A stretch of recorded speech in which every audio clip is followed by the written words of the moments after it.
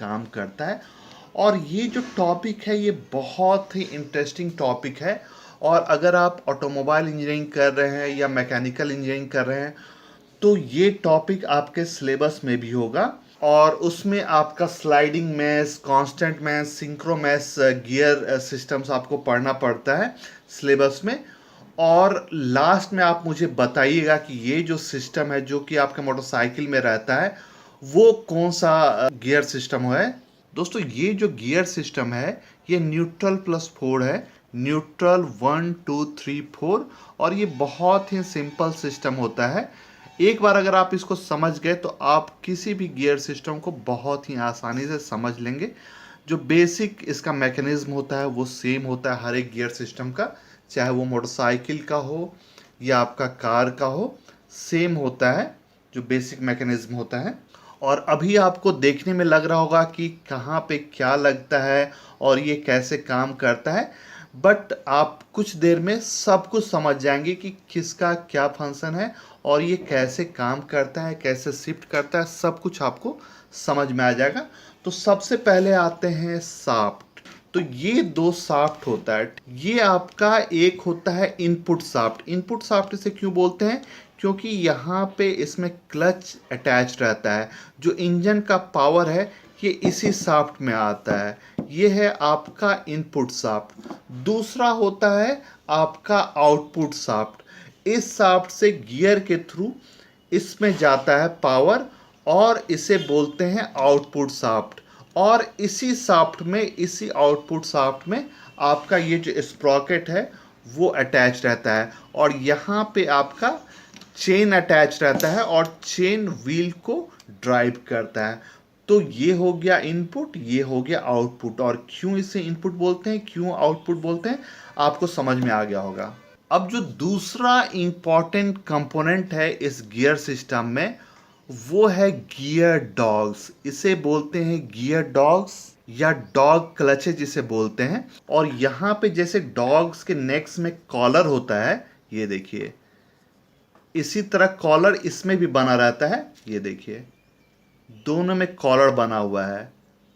तो इसे बोलते हैं गियर डॉग्स क्योंकि इसमें कॉलर है। आपको याद रखने में आसानी होगा। ये देखिए, और जो ऑर्डिनरी गियर्स रहता है उसमें ये कॉलर नहीं बना रहता है। ये देखिए किसी में ये कॉलर नहीं बना हुआ है। और इसी कॉलर में ये जो आपका शिफ्टिंग फॉर्क रहता है वो आकर के अटैच्ड होता है इस तरह से। इसका क्या काम होता है आपको थोड़ी देर के बाद समझ में आएगा। ये देखिए इसको, ये यहाँ पे अटैच होता है शिफ्टिंग फॉर्क।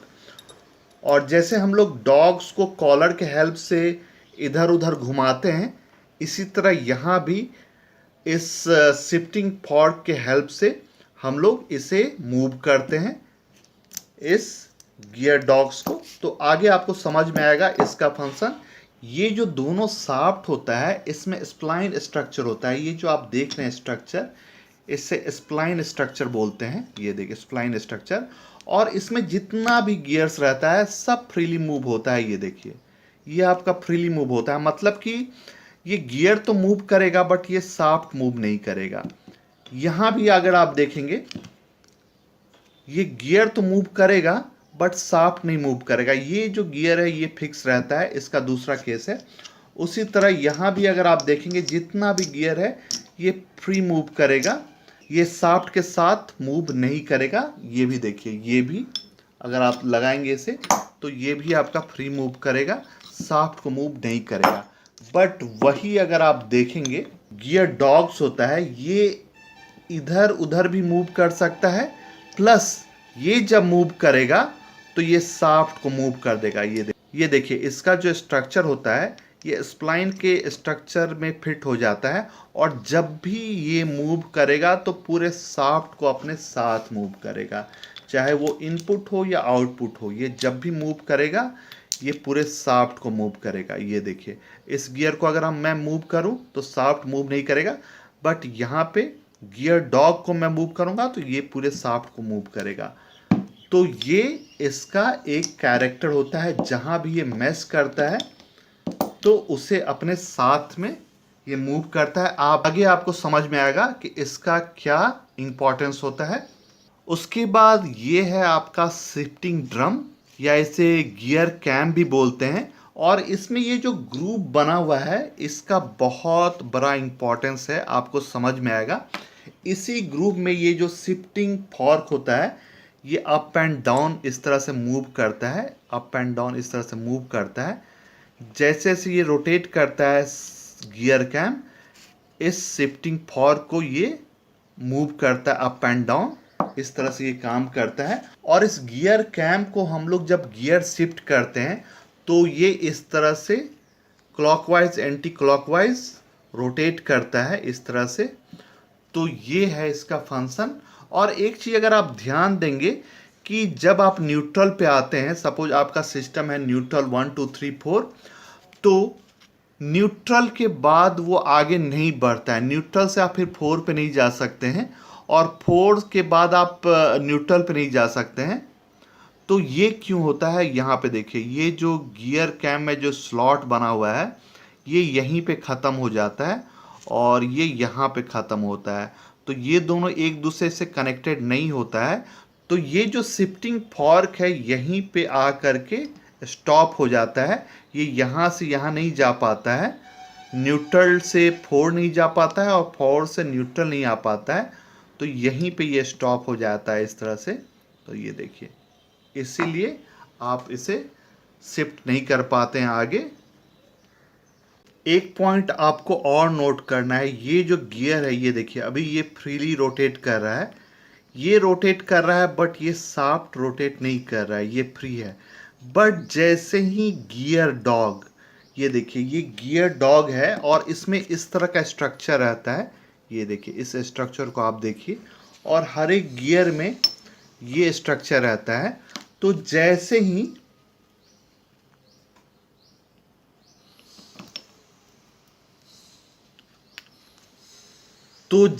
ही ये इंगेज होगा गियर डॉग, ये देखिए अभी फ्रीली रोटेट कर रहा है, बट जैसे ही ये गियर डॉग इंगेज होगा ये लॉक हो जाएगा। अब ये गियर जब मूव करेगा तो कंप्लीट शाफ्ट को अपने साथ ये रोटेट करेगा। ये देखिए जब अब ये रोटेट करेगा तो कंप्लीट शाफ्ट को ये रोटेट करेगा, और जब ये गियर डॉग हट जाएगा, डिसंगेज हो जाएगा, तो ये फिर से फ्री हो जाएगा। और यही चीज़ सारे गियर में होता है। ये देखिए अभी ये फ्रीली रोटेट कर रहा है, बट जब ये गियर डॉग यहाँ पे इंगेज होगा इसमें, तो ये फ्रीली रोटेट नहीं करेगा, ये आपका कंप्लीट शाफ्ट के साथ रोटेट करेगा। यही चीज़ यहाँ भी है इनपुट शाफ्ट में। ये देखिए ये अभी फ्रीली रोटेट हो रहा है, कोई टेंशन नहीं है इसको, बैचलर्स की लाइफ ये जी रहा है। बट जैसे ही गियर डॉग इंगेज होगा इसमें, ये फ्रीली रोटेट नहीं कर पाएगा। ये जब भी रोटेट करेगा तो पूरे फैमिली के साथ रोटेट करेगा, इधर उधर नहीं घूम सकता है। जब भी ये मूव करेगा तो पूरे फैमिली के साथ ही मूव करेगा। ये देखिए इस तरह से। अभी यहाँ पे देखिए इस गियर का भी पार्टी चल रहा है, बट जैसे ही गियर डॉग इसमें इंगेज होगा ये इसका फ्रीडम ख़त्म हो जाएगा, ये पूरे शाफ्ट के साथ रोटेट करेगा। तो ये मैकेनिज्म होता है गियर डॉग का। तो मैं आपको इसे इंजन में भी इंस्टॉल करके दिखाऊंगा, बट उसके पहले मैं आपको एक बार बाहर समझा देता हूं कि ये एग्जैक्टली काम कैसे करता है। बहुत ही सिंपल है, एक बार आप समझ जाएंगे तो ज़िंदगी भर आपको कभी कोई कन्फ्यूज़न नहीं होगा। और नेक्स्ट टाइम जब आप अपने मोटरसाइकिल को ड्राइव करेंगे तो आपको समझ में आएगा कि अंदर एग्जैक्टली हो क्या रहा है, सारा कुछ आपको समझ में आ जाएगा। तो ये है हमारा इनपुट शाफ्ट, इसी में इंजन का पावर आता है क्लच के थ्रू। और ये है हमारा आउटपुट शाफ्ट, इसी में हमारा चेन वाला स्प्रॉकेट अटैच्ड रहता है, और जब ये रोटेट करता है तो चेन रोटेट करता है और व्हील रोटेट करता है। तो अब ये मैकेनिज्म काम कैसे करता है, तो दोस्तों जो मेन इसमें जो खेल है वो है दोनों डॉग गियर का। यहाँ पे देखिए, यहाँ पे इसका कॉलर आपको दिख रहा होगा, तो एक आपका डॉग गियर ये है यहाँ पे, और दूसरा आपको कॉलर यहाँ पे दिख रहा होगा। दूसरा डॉग गियर यहाँ पे है ये, ठीक है। अभी इसमें क्या केस है, एट प्रेजेंट ये न्यूट्रल में है, मतलब ये जो इनपुट शाफ्ट है ये तो रोटेट करेगा, बट ये जो स्प्रॉकेट है जिसमें कि आपका व्हील अटैच रहता है वो नहीं रोटेट करेगा। तो ये न्यूट्रल केस में है। अभी नेक्स्ट क्या होगा, ये देखिए, ये आपका पहला गियर हम लोग देंगे। तो पहला गियर में क्या होगा, ये देखिए, अभी ये फ्री रोटेट कर रहा है, तो पहला गियर में ये जो डॉग गियर है ये इसमें इंगेज हो जाएगा, इसमें इंगेज हो जाएगा इस गियर में। अब क्या होगा, पावर कैसे ट्रांसमिट होगा आप देखिए, यहां से जाएगा ऐसे, उसके बाद आएगा इस गियर पे, और इस गियर से इस गियर में ट्रांसफर होगा। तो यहाँ पे अगर आप रेशियो देखेंगे तो ये जो गियर है ये बहुत ही छोटा गियर है, और ये जो गियर है ये बहुत ही बड़ा गियर है। इसमें सबसे बड़ा गियर आपको यही दिख रहा होगा, और इसमें सबसे छोटा गियर आपको यही दिख रहा होगा। तो ये 4 बार रोटेट करेगा, तो ये 1 बार रोटेट करेगा, मतलब यहाँ पे क्या है, आपका टॉर्क सबसे ज़्यादा मिलेगा और स्पीड सबसे कम मिलेगा।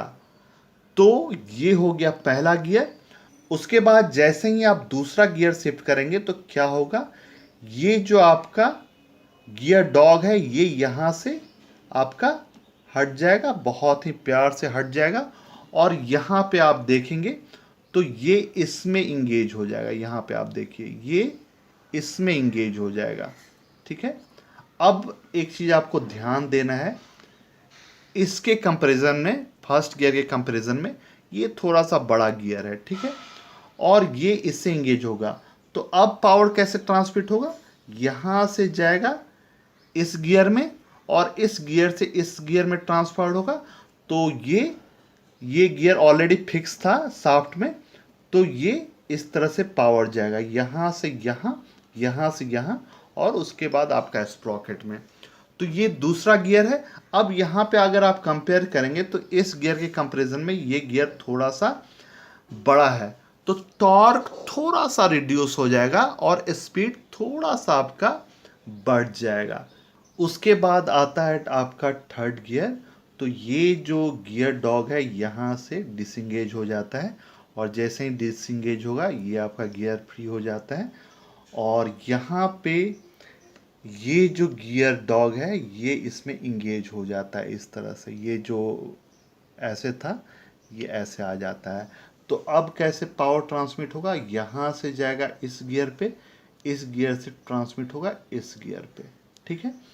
अब फाइनली फोर्थ गियर है। तो फोर्थ गियर पे क्या होगा, ये देखिए, ये यहाँ पे बाहर आ जाएगा नॉर्मल, ठीक है, और ये इसमें इंगेज हो जाएगा इस तरह से। तो अब पावर कैसे ट्रांसमिट होगा, यहाँ से यहाँ और यहाँ से यहाँ। तो इस तरह से आपका फोर्थ गियर काम करेगा। तो आपको ऑल 4 गियर समझ में आ गया होगा। अब आप एक क्वेश्चन पूछ सकते हैं कि इसमें जितना भी गियर है वो तो ऑल टाइम एक दूसरे से इंगेज ही है, तो इसमें फिर क्या हो रहा है। जैसे कि ये गियर इससे इंगेज है, ये गियर इससे इंगेज है, ये गियर इससे इंगेज है, ये इससे इंगेज है। तो दोस्तों इसमें इंगेज तो सारा गियर एट अ टाइम सबसे रहता है, कांस्टेंट मेश में रहता है, बट पावर वही गियर ट्रांसमिट करता है जिसमें ये गियर डॉग जा करके इंगेज होता है, ठीक है। जैसे कि अभी ये गियर और ये गियर इंगेज है, बट ये फ्रीली मूव करेगा, इसमें कोई भी लोड नहीं जाएगा। बट जैसे ही ये जो आपका गियर डॉग है इसे इंगेज करेगा, तब जाके ये लोड को बियर करना स्टार्ट करेगा। तो यही होता है इसका फंक्शन। तो चलिए अब इसे इंस्टॉल करते हैं और देखते हैं कि कैसे ये काम करते हैं।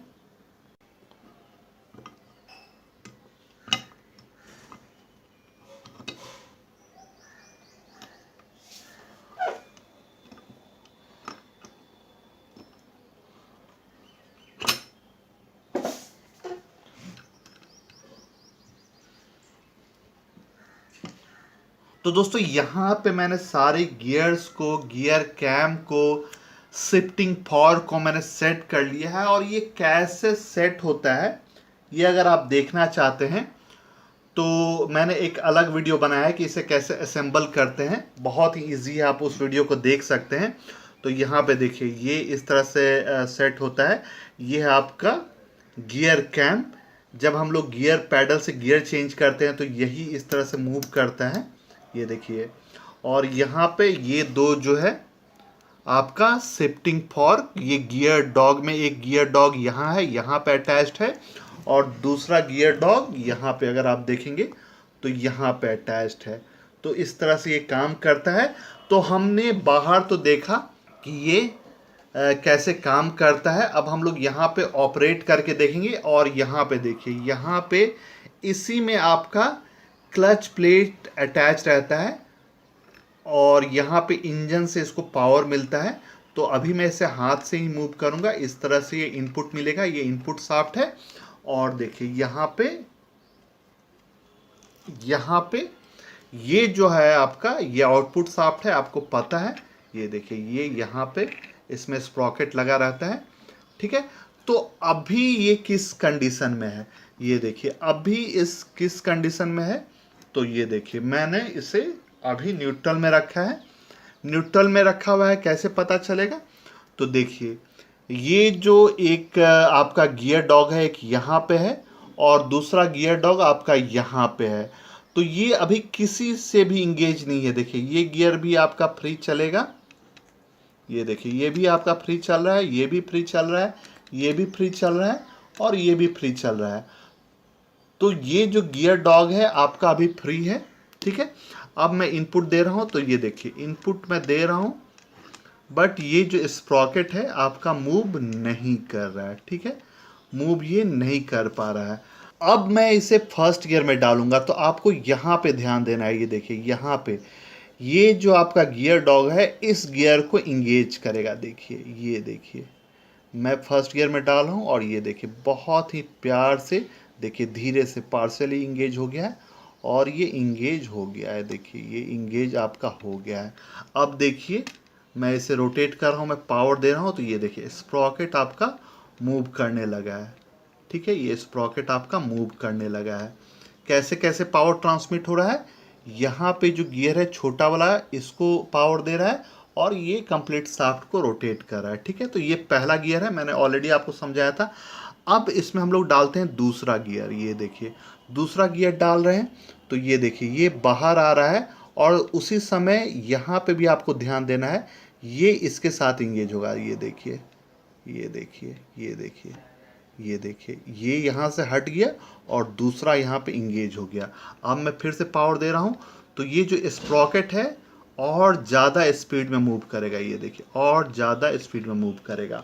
अब हम लोग तीसरे गियर पे डालेंगे। तीसरे गियर पे देखिए आपको ध्यान देना है। ये देखिए ये बाहर आ गया और यहाँ पे ये जो है ये तो बाहर आया, आपने देखा, और ये यहाँ पे इंगेज होगा। ये देखिए ये यहाँ पे आपका इंगेज होगा। ये देखिए ये यहाँ पे इंगेज हो गया है।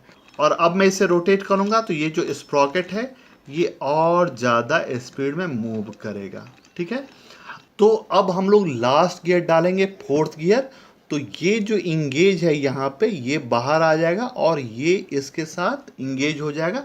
तो हम लोग डालेंगे फोर्थ गियर, तो देखिए ये बाहर आ रहा है। आप ध्यान से देखेंगे तो ये बाहर आ गया और अब ये और ये इंगेज होगा। ये देखिए ये और ये इंगेज होगा। ये देखिए ये इसके साथ इंगेज हो गया।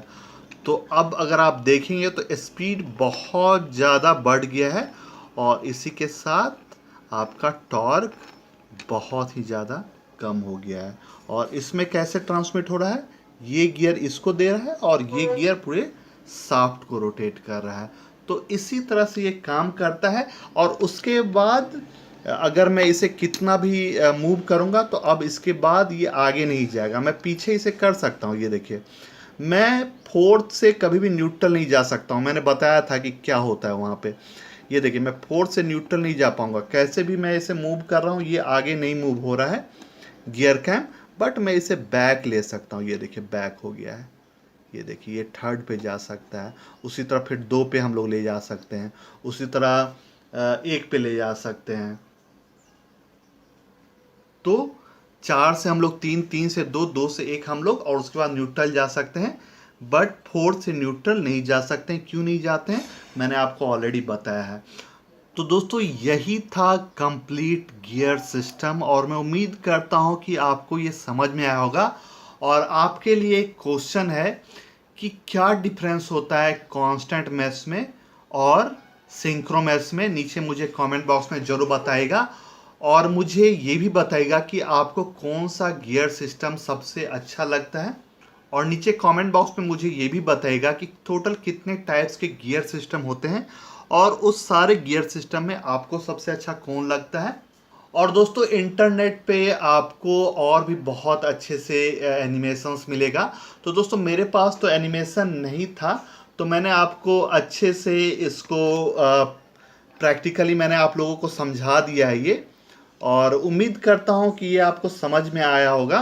तो दोस्तों प्लीज़ इस वीडियो को जाने के पहले लाइक जरूर कीजिएगा, और मेरे चैनल को सब्सक्राइब जरूर कीजिएगा, साथ में उस बेल आइकन को प्रेस किए, ताकि जब भी मैं कोई नया वीडियो आपके लिए बनाऊं तो आपको नोटिफिकेशन मिल सके और आप उससे सबसे पहले देख सकें। And at last thank you for watching. मिलते हैं नेक्स्ट वीडियो में।